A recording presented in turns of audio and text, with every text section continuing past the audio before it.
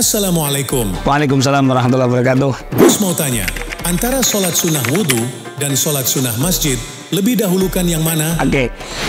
Sholat tahiyatul masjid dan sholat sunnah wudhu itu dua-duanya sunnah. Jadi Nabi Muhammad SAW bersabda dalam sebuah hadis yang diriwayatkan oleh Al-Imam Bukhari dan Muslim, muttafaqun alaih. Nabi bersabda, "Idza dakhala ahadukumul masjida fala yajlisu hatta yusalli rak'atain." Kalau kalian memasuki masjid, jangan langsung duduk hatta yusalli rak'atain, tetapi sholatlah dulu 2 rakaat. Hadis ini menyatakan kesunahan tahiyatul masjid. Para ulama mengatakan tahiyatul masjid ini bisa didapatkan dengan setiap sholat apapun, baik itu sholat fardu ataupun sholat sunnah, yang penting minimal 2 rakaat. Jadi automatically ya, kalau Anda mengerjakan sholat sunnah wudhu, misal Anda mau masuk masjid kemudian Anda wudhu masuk masjid, maka di saat itu Anda punya 2 kesunahan.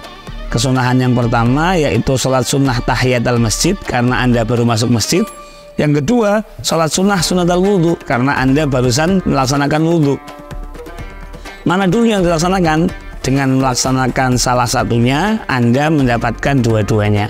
Artinya kalau Anda mau melakukan satu persatu nggak apa-apa, itu tentu lebih afdal, lebih banyak pahalanya. Tahiyatul masjid dulu 2 rakaat, kemudian sholat sunnah wudhu 2 rakaat.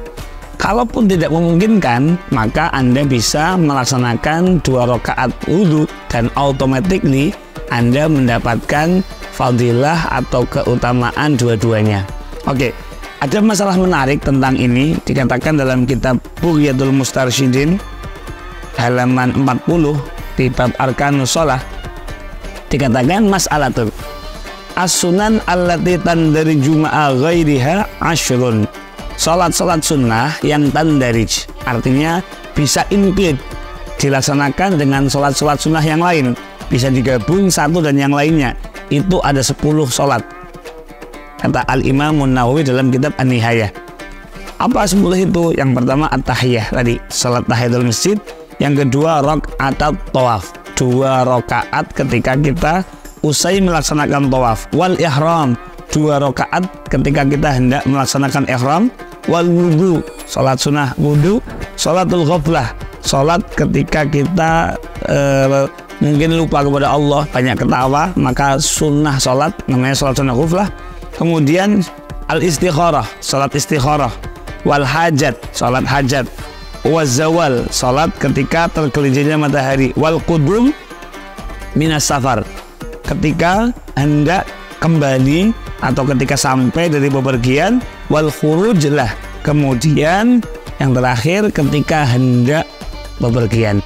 10 salat ini dikatakan zakarahu fin nihayah, disebutkan dalam kitab An-Nihayah, falau jama'aha kullaha au ba'daha, ketika dikumpulkan Anda sholat 2 rakaat diniati bersamaan, kalau memungkinkan, au ba'daha, atau satu dan yang lainnya tadi, seperti sholat sunnah ketika Anda masuk masjid, karena Anda habis wudhu, maka Anda sekalian sholat sunnah 2 rakaat wudhu. Maka kalau melaksanakan satunya otomatis mendapatkan pahala yang lain. Bahkan dikatakan di sini walau ma'al fardhi biniyatin wahidatin jaza wa usiba alal kul. Let's say misal contohnya Anda datang ke masjid ketika pelaksanaan salat berjamaah sudah dilakukan, sehingga Anda belum sempat salat sunnah tahiyatul masjid, belum sempat salat sunnah wudhu masalah. Maka dengan mengerjakan salat sunnah dengan mengerjakan salat fardhi, salat subuh misal, salat duhur misal, otomatis Anda mendapatkan pahala salat sunnah tahiyatul masjid. Kalau memang Anda habis wudhu, otomatis Anda mendapatkan pahala salat sunnah wudhu. Begitu juga misal teman-teman lagi ihram, lagi tawaf, misal di Masjidil Haram teman-teman lagi tawaf, kemudian selesai tawaf masuk waktu subuh, maka 2 rakaat qobliyah subuh misal bisa diincludekan 2 rakaat untuk 2 sholat, yaitu 2 rakaat tawaf dan juga 2 rakaat qobliyah subuh. Nah, ini adalah sholat sunnah mundarijah. Adapun selain 10 ini, kata para ulama, itu adalah sholat sunnah mustaqillah. Artinya apa? Tidak boleh digabung satu dan yang lainnya. Misal, Anda sholat sunnah qobliyah zuhur misal, sekalian ngodoi sholat duha, maka nggak sah dua-duanya, nggak boleh digabung. Kenapa?